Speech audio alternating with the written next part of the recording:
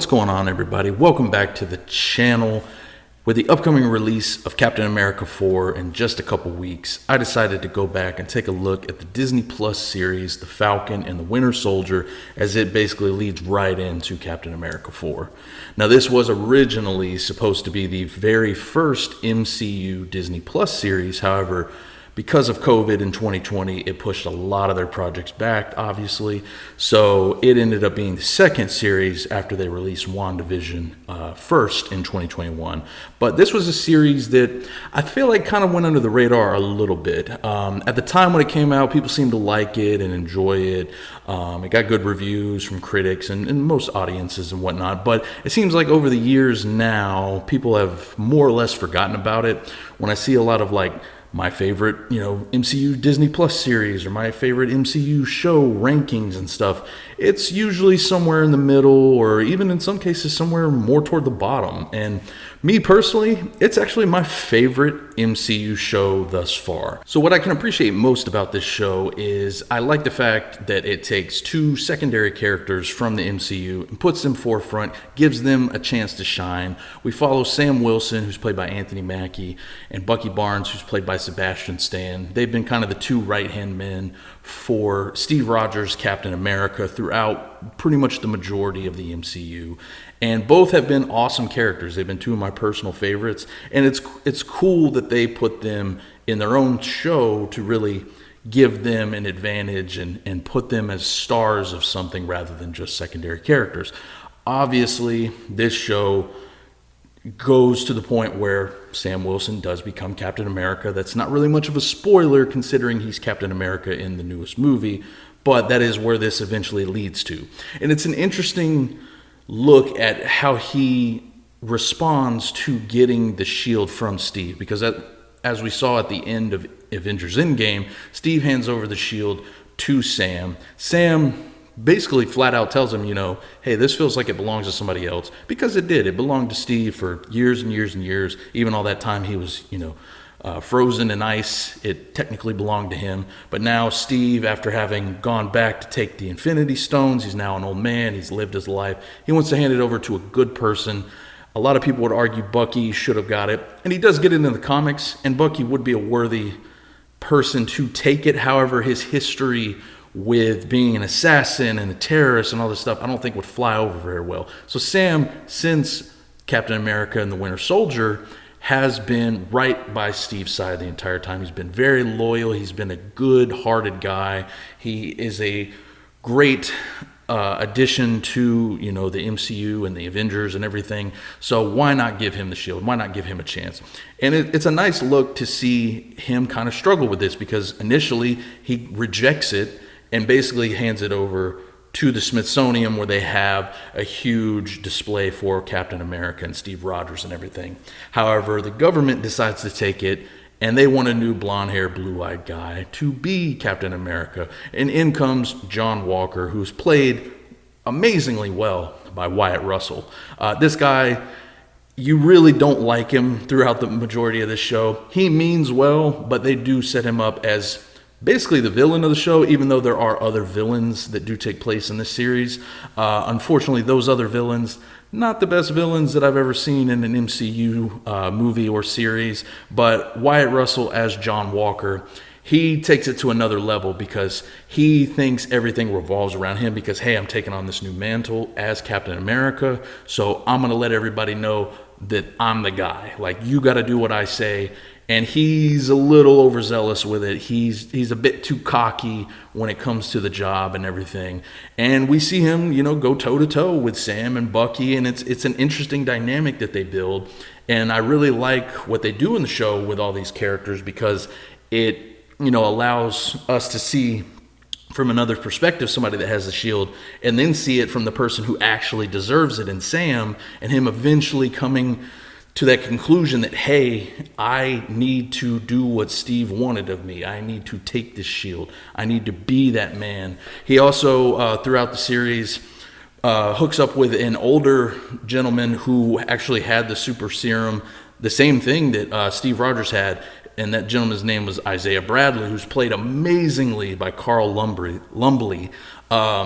His scenes in the episodes that he shows up in are some of the best throughout the series. They're so intimate and they're very dramatic. They're very heavy, just because he, tells Sam and Bucky about, what he went through, how he was in prison for so many years, and how they did experiments on him because they had him who was just like Steve, but because he wasn't actually Captain America, they took him away. They took his life away, and they took everything he had, and they wanted to test him to see exactly what they could use the serum for and everything. And it's heartbreaking. A lot of his scenes, very touching, very heartbreaking. And when it all comes to the end, he gets a very nice, touching send-off in the final episode, which is great. It does look like he's going to appear in the new Captain America movie, so that'll be interesting to see how he plays into that.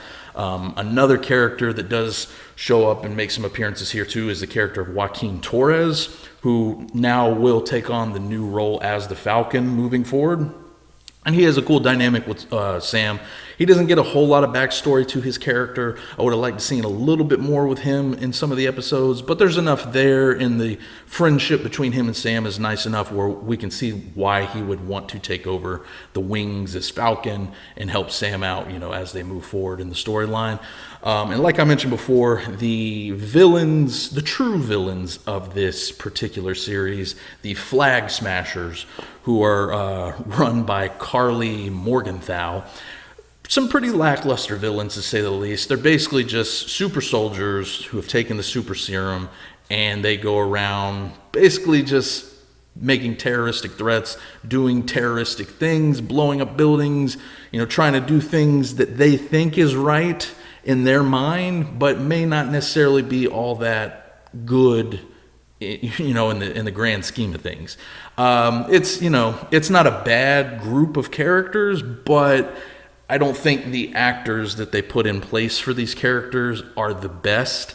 And that's what kind of brings it down a little bit, because some of the action scenes throughout the series are fantastic, and they work really well. A lot of them involving these Flag Smasher people. And it just seems like I said, that the actors who are portraying them just don't really do the best job overall. And that's unfortunately probably the biggest flaw of this series, is in the villains. You do get some nice additions here as well. You have Daniel Bruhl coming back as Baron Zemo, which is awesome to see. He kind of helps Sam and Bucky throughout the series. You also have Sharon Carter comes back, Emily Van Camp, who hasn't been seen since Civil War. She's been on the run as well, like Sam and Steve had to do after Civil War. And it's interesting to see her kind of get brought back into everything.